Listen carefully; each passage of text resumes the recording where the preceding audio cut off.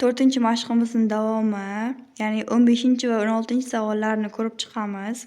15 savolda aytyaptiki, berilgan ifodani soddalashtirib va daraja va ildizdagi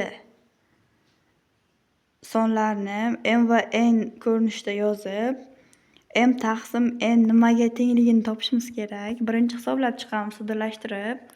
Qani boshladik.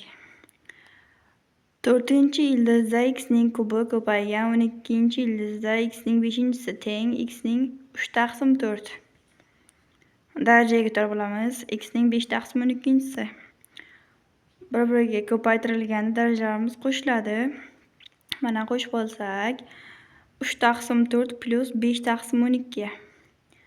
12 bu umummaxraj hisoblanib, hisoblasak 9/12 plus 5/12 va bularni qo'shib bo'lsak 14/12.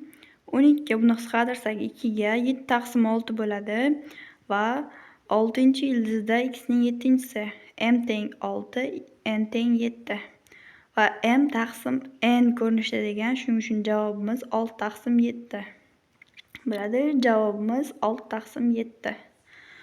Va 16 savolimizga o'tsak, bunda ham soddalashtiring va x ning qiymatini toping degan. P 1 minus x teng ildiz q. Xo'p, hisoblab bo'lsak, p ning kvadrati teng ko'pinchi ildizda q. Buni kubga ko'paytirib kub darajaga ko'tarib olamiz va p ning 6-si teng q. Va bundan kelib chiqadiki, p 1 minus x ildizda p ning 6-si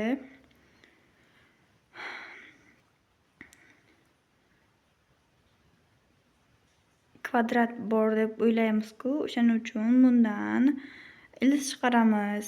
P ning kubi qoladi va asoslarimiz bir xil, demak darajalarimizni tenglashtiramiz. 1 minus x teng 3. Bu yerdan x ni topsak, x teng minus 2. Xullas, shunday javobga keldik. Keyingi darslarimizda ko'rishguncha